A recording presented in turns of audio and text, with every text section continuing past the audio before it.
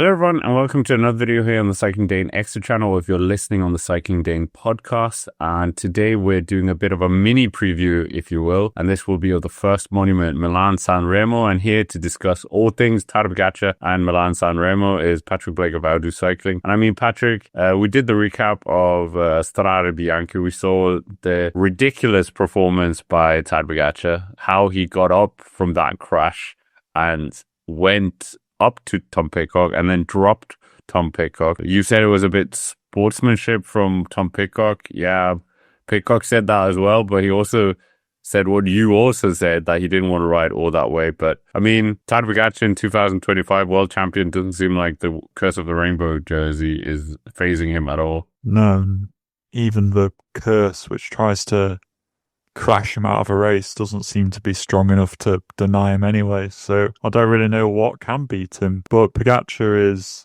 still he still hasn't won San Remo. That's one of the races which he hasn't managed to put his name at the top of a sheet yet, and it will certainly be one which he wants to. And if there's one thing for certain is that if there's going to be somebody who's going to light up San Remo, it's going to be Pogacar, because he has to. Patrick, in the past, in Milan San Remo, we've seen him on the podium last year. He's a phenomenal rider in the monuments as well. Won Tour of Flanders, not been a Paris-Roubaix yet.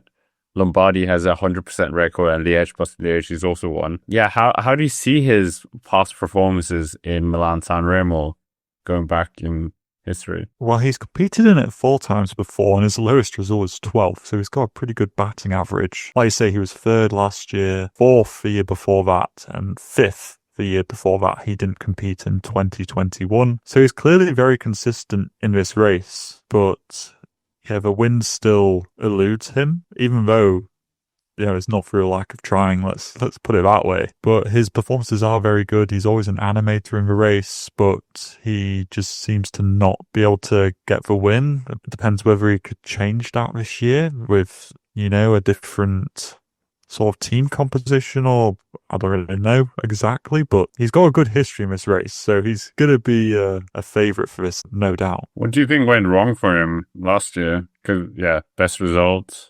Beaten Mads Pedersen in the sprint. I actually looked back at last year's race before this recording, and I think it was that UAE Team Emirates ran out of firepower on the Poggio, because they relied very heavily on Wellens to set the pace, which he is very good at doing, and he seems to be the last man for Pogacar. But what went wrong last time is that they used up a lot of their resources on the Cipressa, trying to soften up people's legs, which is a smart move, but it ended up meaning that Wellens was the only guy to pace the Poggio. And I feel like the pace started to die down just a little bit, and Poggi had to attack quite early, whereas I feel like they really needed another man there to either do a bit before Wellens and then hand over to him, and therefore Wellens could drop Pogacar off later and Poggi could maybe get a bit more of a gap, because he kind of had to attack and then he had to attack again, if you remember, and that's where he got a bit of separation, but Van der Poel closed him down. And then the problem is, of course, maybe it'll be the same way this year, is that Van der Poel might not even want to ride with him, because he'll say, I've got,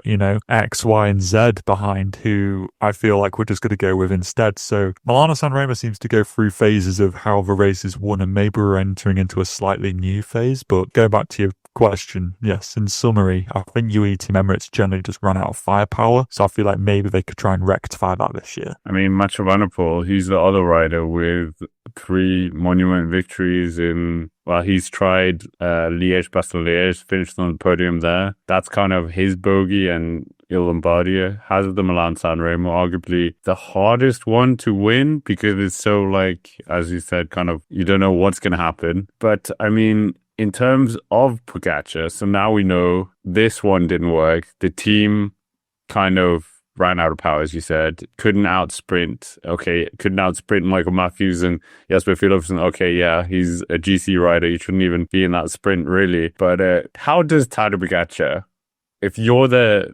manager of UAE Team Emirates, how do you fabricate this win? You know that there's a Jasper Philipsen in here. You know that there's a Mathieu Van der Poel ready to kind of pounce on anything that moves on the Poggio and will mark you all the way down the other side of the Poggio as well. It's really tricky. I think that for Poggi to win, a lot of things have to go right in a pretty sequential order. Like, firstly, they have to be able to set enough of a pace on a Cipressa, which is going to put some people into difficulty. Even if it doesn't drop them, it's going to make their legs hurt. Mainly for sprinter types who managed to make it over the Poggio last year, you need to be able to try and null their legs a little bit. And then going into the Poggio, just setting a super hard pace and then just attacking off the back of that. Maybe even going so far as to trying to be really smart as to how you attack, in that maybe doing it a bit like in a sprint lead out. You see a sprinter, like their lead out will kind of sprint against a barrier and then leave them a slight gap just to go through. Maybe even something as savvy as that to try and break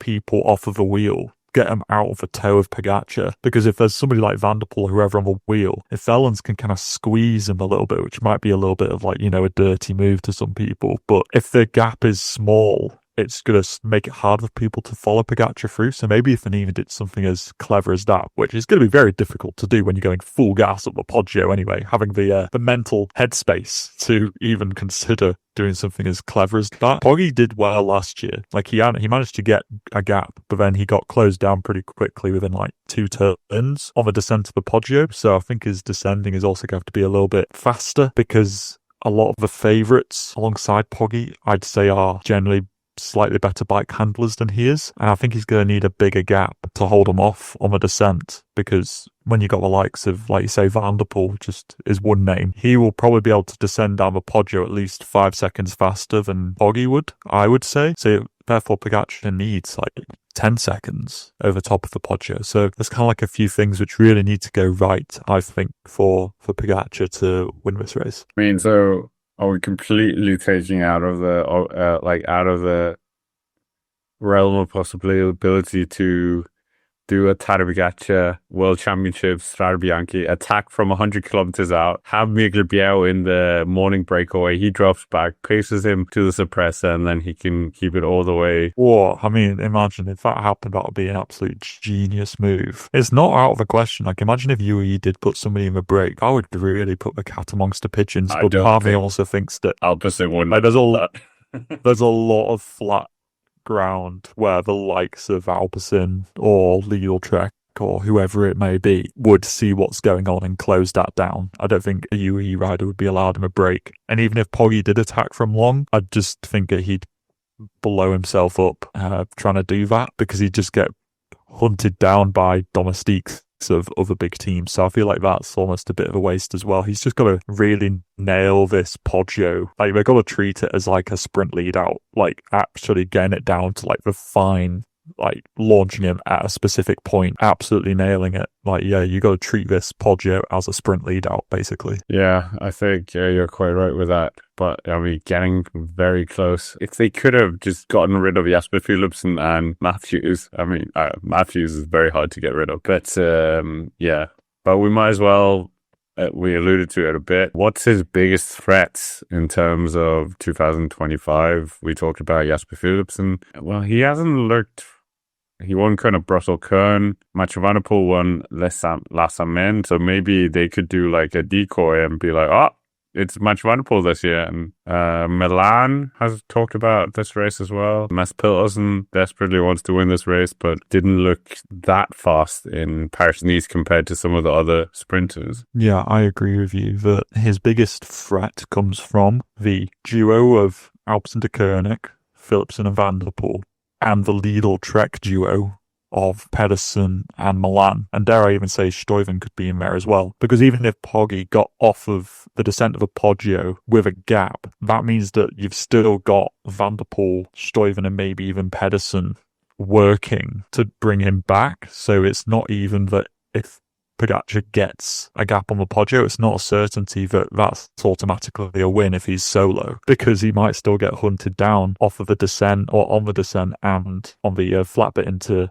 San Remo. So I think that's his biggest threat, is the other teammates. But like you say, it might just be a red herring where Alpecin de Koenig went with Philipsen last year, and they might instead say, right, actually, no, we're going with Van der Poel this year, because they probably see Milan as a big threat. So they want Philipsen just to be able to use the work of Lidl-Trek. So Alpecin might try and be, do a bit of a double bluff to see if, Lidl-Trek will respond to it. So there's a lot of fine intricacies that go on. I would say that those are the biggest threats. Obviously, there's the ever-present, like Pidcock doing a Pidcock thing on the descent, Mohoric doing a Mohoric thing on the descent, any number of other kind of rogue riders like Michael Matthews, who's always very consistent here. Like, those are your big threats to Pogacar. I mean, I did talk to Michael Matthews about last year's San Remo. And you know how for us, it's like you talk about the race and he was like, oh yeah, that was close. That was a bit of a heartbreak for him, how close he came to a monument. I don't know what it is with these Australian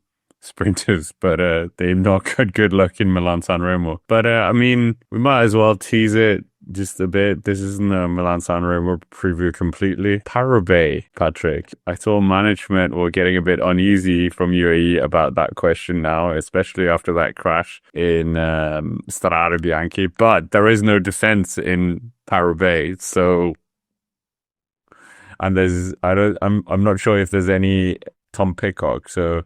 It was quite funny. Tadej Pogacar said he felt intimidated by having an Olympic world champion mountain biker, and he felt like he needed to show that he belonged, which was like, I think you'll find Tadej.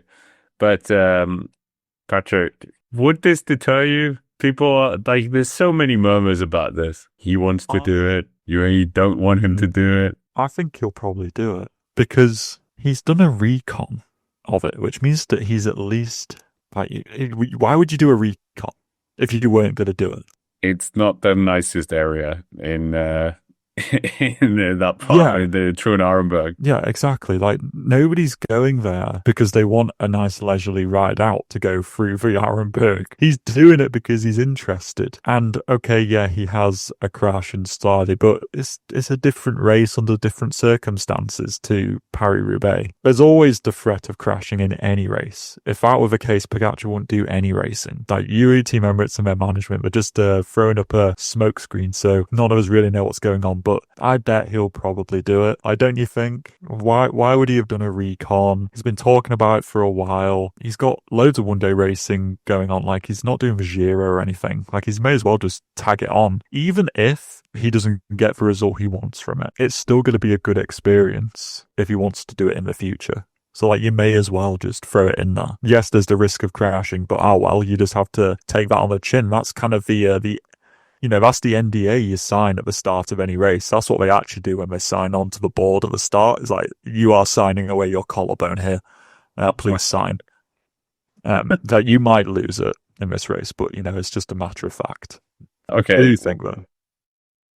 Yeah, I agree. I think also he's so, like, an old school Tour de France world champion as well. Like, he rocks up to Tour of Flanders because he wants to feel the atmosphere. He's kind of like a cycling fan in a way as well. Whereas Chris Froome didn't even know what Bastogne-Liège was when he was a pro, which was grounds for being kicked out of the sport, in my opinion. But he would never go. It's like he understands the history of the sport, which I really, really like. Whatever you want to say about Tadej Pogacar, Jonas Vingegaard is not turning up to Tour of Flanders. Neither was Froome, neither was Nibali, Contador, etc. And I think that's something we really need to acknowledge as well. Yeah, exactly. He's a showman at the end of the day. He's got that Sagan-esque kind of showmanship about him, and he knows he's got the world champ bands, and he knows that people want to see it as much as they can. And although that might not be necessarily the best grounds to go and put yourself through 6 hours of racing over some of the toughest cobbles in the world, is something that Pogacar wants to do because he realises the importance of the rainbow jersey in the sport, and you've got to respect that.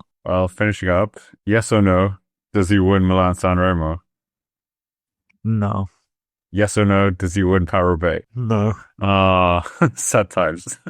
Although I'm sorry, he'll be a real animator in both of those races, but I just don't think he's going to win them. Have you seen his winning run he has at the moment on Italian soil in one-day races? It's ridiculous. But Paris-Roubaix is in France, I hate.